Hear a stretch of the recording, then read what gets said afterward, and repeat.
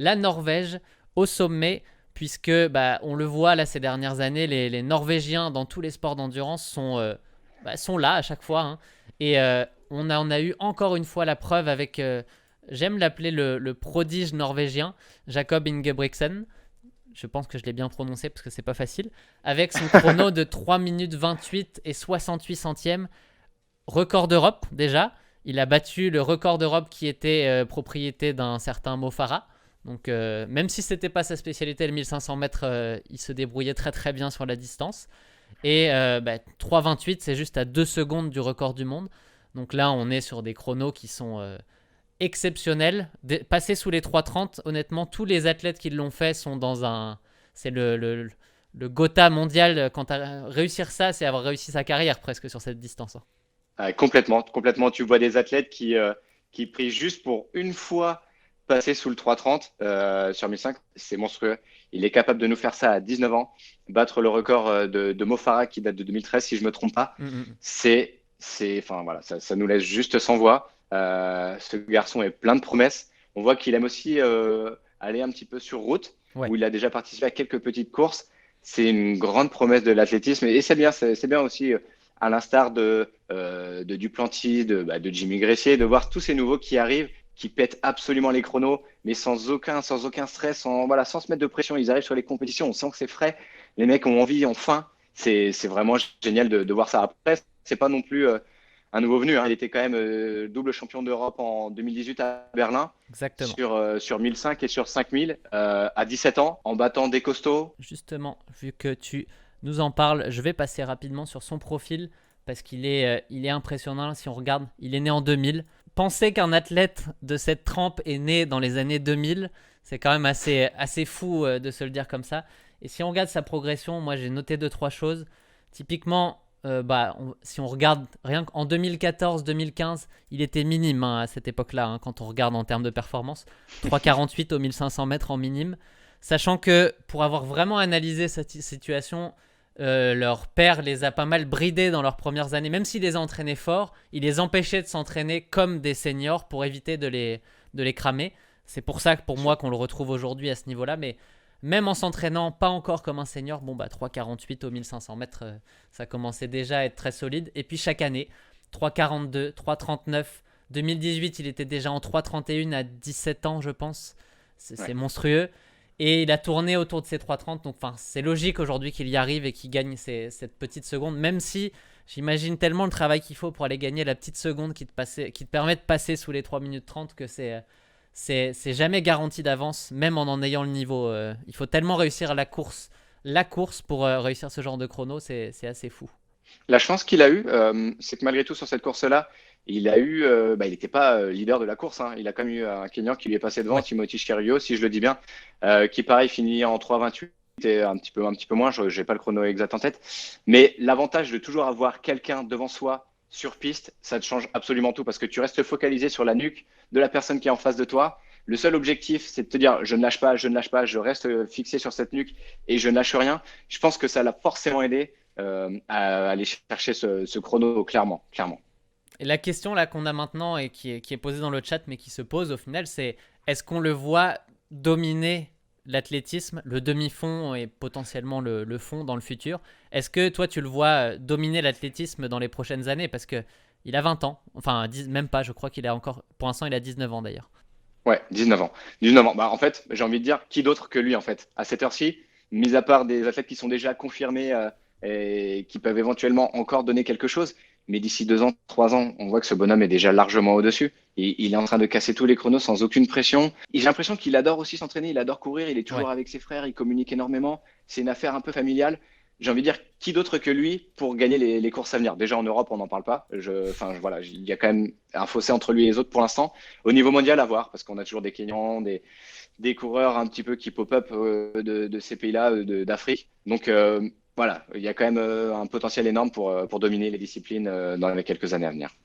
Apparemment il a refait 3,30-75 aujourd'hui, donc j'avais pas de doute que ça soit son niveau et que c'est pas une course où il excelle parmi tant d'autres, mais aligner les chronos autour des 3,30, c'est quand même. C'est, à part un certain Hicham El Guerrouch à une certaine époque, il y en a peu qui l'ont fait quand même, hein, d'enchaîner les chronos de ce type-là aussi. Et Ouais. moi, ce que je trouve intéressant avec lui, je prévois de faire une vidéo là-dessus parce que je trouve ça, l'histoire est magnifique.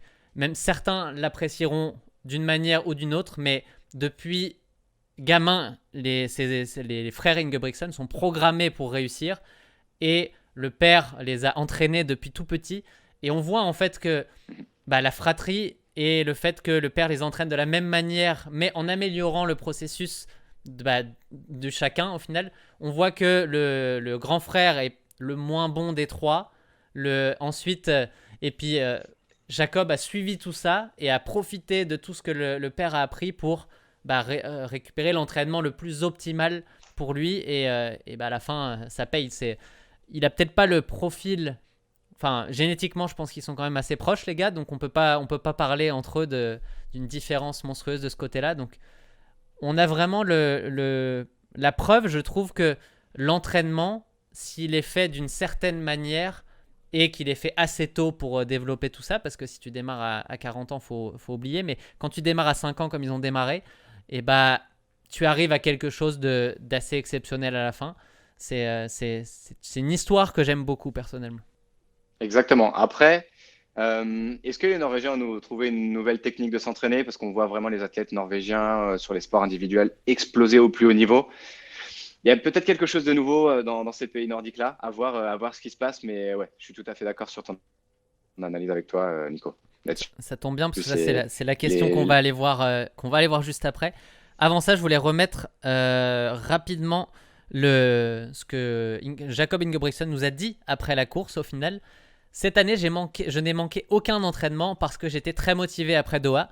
Ne pas oublier la déception, déception pour lui, hein, mais il finit 4e et 5e à Doha des courses auxquelles il a participé, le 1500 et le 5000 mètres au championnat du monde, sachant qu'il venait pour des podiums, voire pour la victoire. C'était très décevant. À 18 ans, c'est une déception toute mesurée de finir en finale de ces courses, mais quand même. Et du coup là, ça l'a motivé pour cette année. Et il dit, c'est pour ça que j'ai couru vite. Et c'est incroyable de courir aussi vite.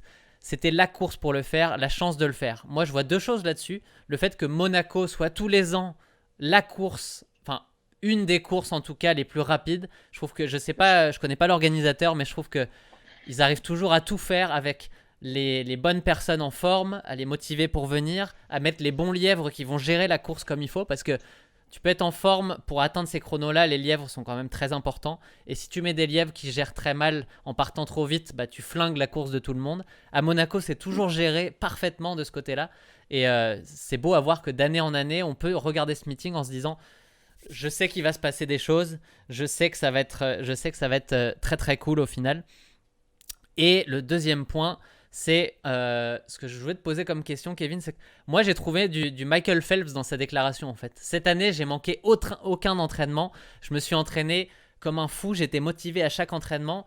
Ça, on l'a vu chez Phelps à l'époque et on sait ce que ça a donné. T'as fait quoi pour te préparer pour les JO? Ça fait 2 ans que j'ai pas loupé un seul jour d'entraînement et je suis là tous les jours dans la piscine.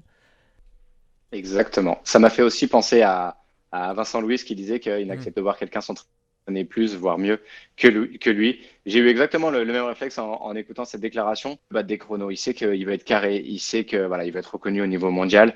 Il met les choses dans l'ordre pour que ça se passe.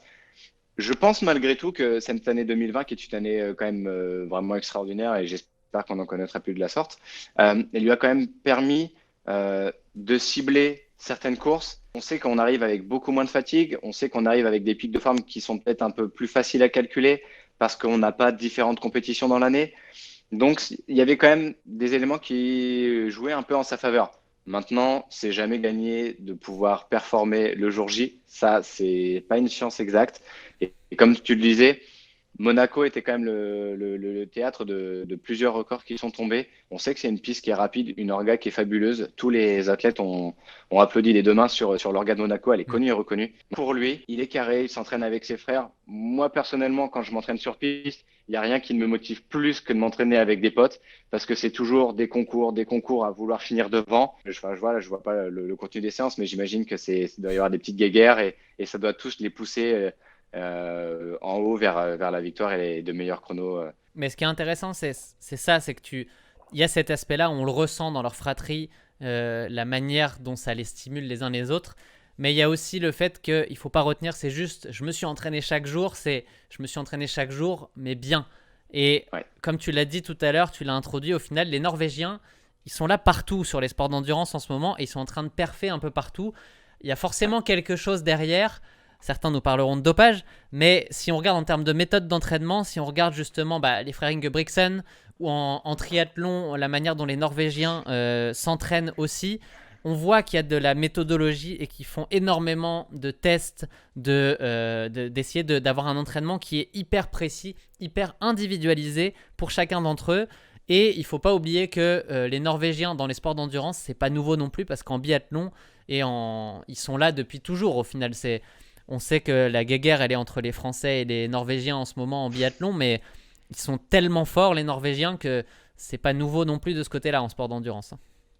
C'est ça. Après, c'est comme tu disais, on peut se poser certaines questions. Moi, j'insinue rien du tout, mais on peut se poser des questions sur le fait qu'il y en ait vraiment beaucoup à une période donnée. Alors, c'est sûr qu'ils arrivent en même temps que la petite chaussure Nike magique qui aide à péter les chronos aussi, mais il y en a quand même plusieurs qui explosent comme ça aux yeux du monde entier. Et bon, voilà, il y a toujours des questions, des interrogations qui peuvent se soulever. Mais voilà, c'est intéressant de voir cette nation-là aussi bien représentée actuellement, tu l'as dit, aussi bien au niveau du demi-fond avec nos frères Ingo Brixen, c'est tellement dur à dire, mais également au niveau du triathlon, où on voit qu'on a notamment Blumenfeld qui est là et qui explose absolument tous les chronos. On a aussi Gustav Iden. On a vraiment des athlètes qui ressortent du lot, toujours en sport individuel. Donc voilà, à voir s'ils peuvent appliquer ça sur les sports co, mais c'est encore un autre sujet.